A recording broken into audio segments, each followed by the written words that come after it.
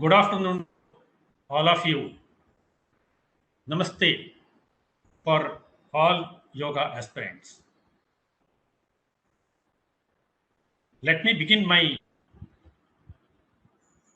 topic with a small prayer.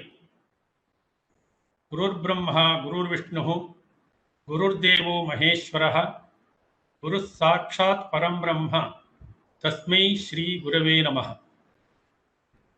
Dhyanamoolam Guror Murti, Vidyamulam Guroh Padam, Mantramulam Guror Vakyam, Mokshamulam Guroh Kripa. So, my topic today in this webinar is regarding basics of meditation. Meditation is part and parcel of our culture. When we get up from the bed and we start our activity from meditation itself.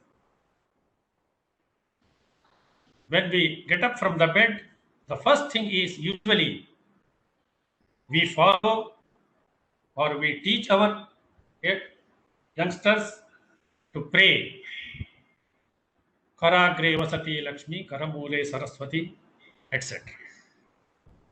And after that, when we attend for our regular bath and everything, everywhere, I think we follow the principles of meditation. Leads to a state of mind. In other words, I can say leads to meditation. Even when we take our food, first of all, in front of the food, we pray with the God. We close our eyes. We close our palms. We do namaskaram. And we meditate for a while. Okay. So this is what our regular practice. So meditation is everywhere in our day-to-day life. If you look at the individual, lifestyle, this is what the role of meditation in life. And if you look at our daily activities outside, that also leads, or that practice also supported by or preceded by a meditation. When you go to a temple, what you will do? While entering, you just look up and you will see the dhvajam there. And when you enter inside the temple, so you see the idols there, which are in the meditation mood. The same mood is accepted by us, and we are also meditate in front of the idol or in front of the God. So if you see like this, I think everywhere the principles of meditation are seen in our daily life, in personal life, as well as outside life. So the life, society life. Look at the nature, day and night.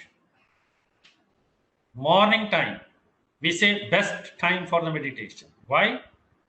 Because the nature itself meditates at that time.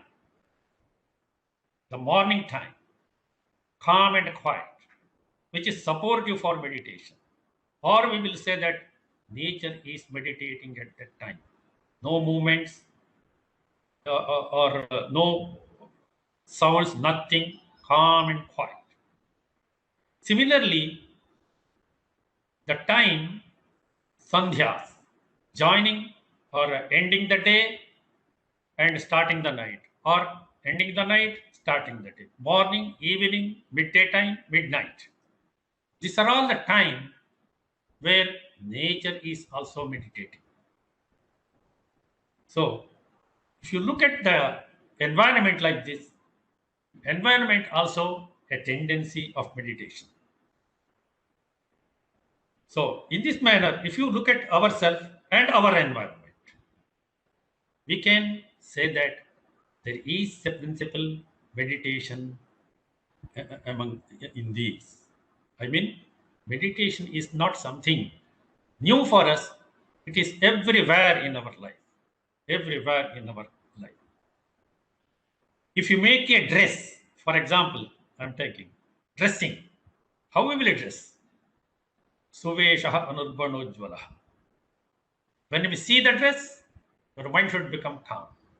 Or your mind should not become aggravated. Rather than it has to slow down. So this is what is the idea behind dressing. See, if you count like this, many kind of activities in life ultimately leads to meditation. So that is why I would like to say that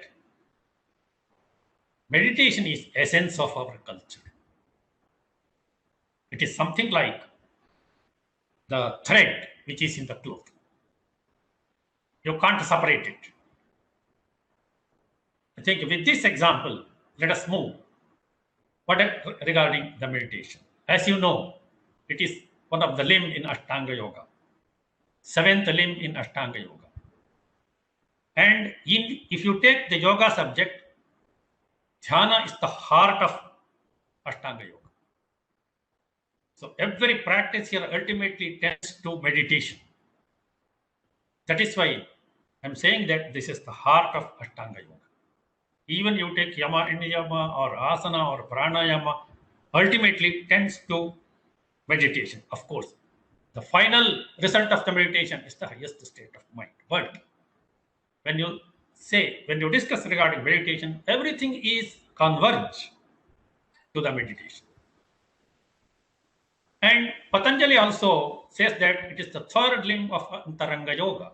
He classifies Bahiranga and Antaranga based on the practices. Further, he says that Prayamantarangam Purvebhyo. Dhyana is one of the limb in Antaranga Yoga. This is what generally we can discuss regarding meditation. Meditation is an English word. What is its original form? Dhyana. Dhyana is the original word. Dhyana is the generic name. That's what I feel. So meditation, dhyana is the Sanskrit word. Meditation is the English word. Ultimate or in one line, I can say that dhyana is the practice of mind. So this practice is related to the subtle principles of the evolution. So this is what we can begin with the concept of meditation. Next slide. Look here. I am referring this discussion, taking the sources or taking the informations from Yoga Sutra, from Bhagavad Gita, and from Grihanda Samhita. Whenever you think of meditation or dhyana, Sanskrit language has a speciality that whatever practice or anything you name, if you analyze that name, that gives a good information regarding the concept. Dhyana is the word given to this practice. Why it is given? Because the root word says that something contemplation, in the meaning of the contemplation, contemplation meaning is there in the word dhyana. Dhyai chintayam is the root word. So the root word dhyai can be used in the sense of chinta. Chinta here, not the other ordinary common language you speak. Chinta here is contemplation, repetition, mental repetition. So that is called as chinta. So usually it happens like that. Whenever chinta means when you think the subject again and again. Sometimes if it is depressing us means we call it as chinta. But if it takes us to the higher level, that is also chinta. But this chinta, the speciality of this chinta is elevating the mind. It will tend to dhyana or the higher states of yoga. So the word dhyana is derived from the word jai chintaya. So that's why I told every word, if you in the Sanskrit, this is what the specialty. Naming is not something naming. Naming has a meaning. Whatever the features are there, according to that, the name. This is what the Indian culture. So now, therefore, what is dhyana? I am just referring Patanjali now. He started, he defines meditation or dhyana very clearly. But for understanding this meditation, we should understand the previous two limbs of yoga, pratyahara and dharana. If you take an individual, we have a body, we have sensory organs, we have motor organs, I mean karmendriya, and the mind, ahankara is there, sense of I, then buddhi. This is what the principles. After that, prakriti, purusha, it is there anyway. These principles are there in our life. So what about this, the function of these? When you open your senses, when you open your eye, it just perceives. It collects what is there in front of the eyes, the forms, the features, every information of the object. Sometimes the information may not be complete, but the nature of the sense is to perceive that, to collect the information of the object which is in front of it. So those collected informations actually taken by the mind, or it is carried by mind with the special information also, and this information along with the sense of I is presented in the buddhi, or in the decisive faculty, decision faculty. And that decision faculty, that is called as, we call it as intelligence, that will decide, that will scrutinize these informations, and it joins correctly, and it behaves as it is, so that we say we understand. This is what the mode of perception, the mode of cognition in according to yoga. Pratyahara, so that is the tendency of the sensory organs. Whenever it is open to the nature, it perceives. So first of all, restrict the senses from perceiving the objects from the nature. Withdrawal of the senses from their objects. So every principle, every sense organ have a object is there. So that is a big chapter. So just I will say this much. So whenever you withdraw the senses from the perception, so that is called as pratyahara. So according to yoga, these senses are the evolution of the mind. So whenever it is withdrawn, so that it will dissolve in its original entity, so that is the mind. It becomes the mind. So that is why Patanjali says, chitta swarupa anukara iva. The sense organs, when they are controlled, when they are withdrawn, it is called as, it becomes the mind, chitta. It takes the form of chitta. So this is what one practice explained by Patanjali. The next practice is dharana. So withdrawal of the senses, the first thing. Dharana, the withdrawn mind should be fixed somewhere. So that is some places in the nature or in the individual. So fixing that mind in the particular place is called as dharana. Once the mind is fixed like that, then dhyana begins. So what is it? Once it is fixed, then one thought or one information should be given to the mind, and maintaining that information, maintaining that thought is nothing but is called as dhyana. Of course, many more features are there. Patanjali says, tatra pratyayikatanata dhyanam. The withdrawn mind and the mind where it is fixed, there Pratyayikatanata. I mean, pratyaya means the knowledge or the thought. Simply say thought. Ekatanata means similar. One thought and the successive thoughts of same. So thoughts after thought, actually the nature of the mind, but every time the same thought should repeat with the same content. Then that it becomes pratyaya ekatanata. So continuous flow of successive similar thoughts. This is what called as meditation according to Patanjali. Now, okay, this is what the meditation according to the text Patanjali, if you see. So when you think about the meditation, even though the limbs are separately explained like this, but in practice, all the three condensed in one practice. I can't simply by the name, I can't meditate just as jhana. Only I have to start from pratyahara. From pratyahara, come to dharana. Dharana has to continue for the meditation. So there is the continuity with these three practices. They are not separate practices. Whenever we want to do dhyana or meditation, we have to start from pratyahara itself. We have to close our eyes. We have to restrict our senses. From there only, we have to start. So that is why pratyahara is explained in the beginning. After that, when the mind senses are controlled or withdrawn, mind has to be fixed somewhere. So that becomes dharana. And in that place, if you continue one thought, that successive thought, single thought, that becomes dhyana.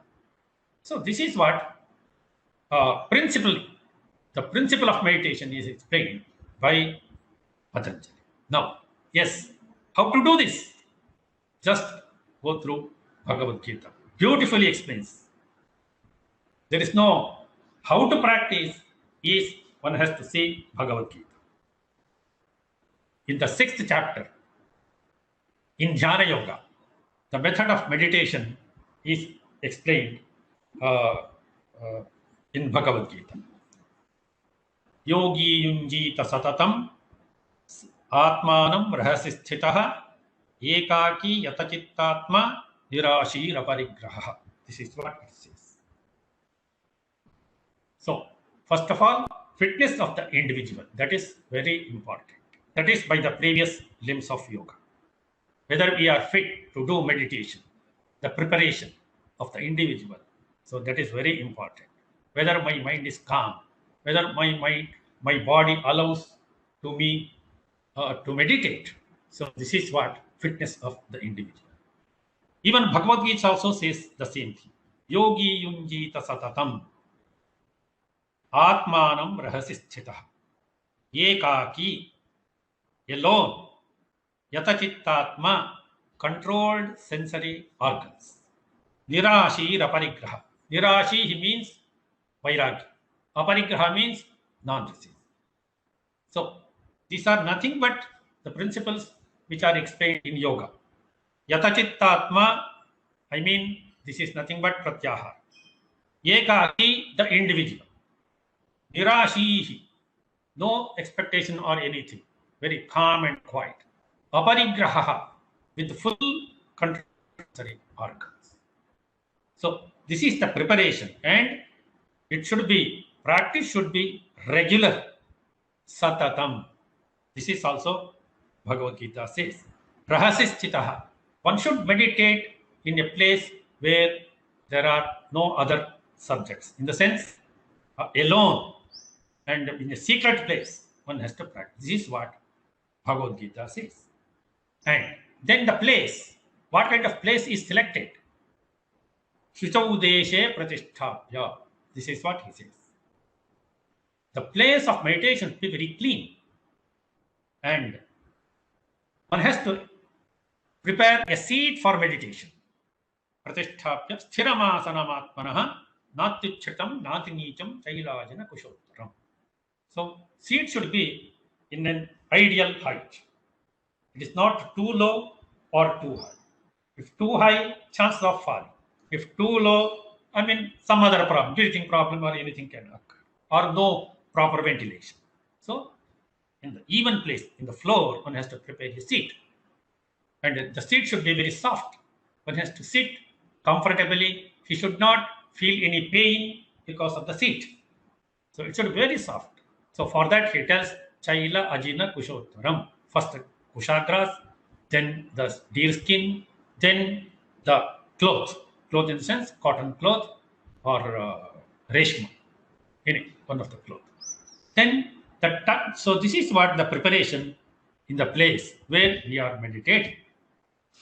Then tatrika time, the time is also very important. Either in the morning or in the evening or in the midday time or midnight is usually advised for meditation. So this is what normally we say, because I already told that nature is also meditating at that time. So we can tune with the nature at that time. That is why that time is selected. Then seat arrangement, I already told. Then posture, how to sit for meditation. Preparing the seat, one has to sit in that seat. So beautifully explained in Bhagavad Gita. Samam kaya shiro grivam dharayan nachalam sthira. Body should be straight. Trunk should be straight. Head, neck, and trunk should be in the same line. So, and one has to gaze on the tip of the nose, and one should not look here and there. Disascha anavalokayan. So your attention should be on the tip of the nose. So that is a particular case here is explained. Anyway, this is the posture for meditation. Then after this, one has to start meditation. The single thought should be maintained in the mind, and later on the same thought should be maintained for a long time. So that is actually the procedure of meditation. Look here. So this is what the procedure when we do meditation, when we enter into meditation. Similarly, when meditation is completed, so how long do we have to meditate? That depends. Usually we say 5 minutes, 10 minutes, sometimes even half an hour also. So when the individual is perfect in meditation, that meditation itself takes him for a longer period. So anyway, so this is what meditation. Now, after the meditation, while coming back also, one has to be very, very much careful, because your mind is set in a level. Immediately, suddenly standing from the seat and going somewhere is not advised. So whenever you are in the meditation, you have to come back as you enter into meditation. First of all, the mind level, then the sensory level, then the environmental level. Like that, you have to come from the meditation. So this is also one of the important part of meditation. Now, what are the prerequisites? Some prerequisites are there for meditation. Proper lifestyle. Bhagavad Gita beautifully explains that. What is that? Yuktahara viharasya, yukta cheshtasya karmasu, yukta swapnavabodhasya, yogo bhavati dukkha. The same thing here I wrote. Proper lifestyle, proper food, and proper attitude. Food is our activity, our food, our sleep, everything counts in meditation. Because in between the meditation, we should not go to the sleep. So proper sleep has to be followed. That's very important. Proper food. Because of the food, many times food will not allow the mind to settle down. That happens. Or the nature of the food changes the nature of the mind. Similarly, the activities, because senses are there. When the activities are there, it always perceives. It sends information to the mind. So every activity will leave an impression in the mind. That impression may come up in the meditation. So which may require or may not be required. We don't know. That is why the activity is also under control. That is why Bhagavad Gita says, Yuktahara viharasya, yukta cheshtasya karmasu, yukta swapnavabodhasya, yogo bhavati dukkha. Now, this information is from Bhagavad Gita. The next information is from Hiranyasambhava. So this is a general understanding. Sorry, Saguna Dhyana and Nirguna Dhyana, we can classify the types of meditation. How? Based on the object. Saguna means the gross objects. Nirguna means which has no feature, which is beyond the gunas. So what are the objects which can be selected for meditation? Physical objects, any idol or any rising sun, something like that, which are in the nature. Similarly, pranama can be selected as an object. Soham, the breathing can be contemplated. That's also an object for meditation. Hatha Yoga says nada, Brahmari nada. I mean, the nada, anahata nada can be selected for meditation. And flame, deepa, can also be selected for meditation. Nirguna dhyana is something meditation on self. This is the higher level of meditation. It is not possible for a common man. Then, Patanjali advised 5 types of meditation. That's very interesting to see. But because of the shortage of the time, I can't explain that. Gheranda Samhita explains 3 types of meditation. Sthula dhyana, Sukshma dhyana, Jyoti dhyana. Sthula, as we explained, the sagunas. Jyoti dhyana is meditating on the light. Sukshma dhyana is on the subtle principles. So this is what Gheranda tells regarding the types of meditation. Swatmarama explains 1 type of meditation, that is Nadanasandhana. So this is what types of meditation we can see in various texts. Then there are some methods which can be followed, which comes by our tradition. So this also one has to consider. So this is what cross information regarding the basics of the meditation. A lot of research have been done on this yogic practice. A lot of results have been published.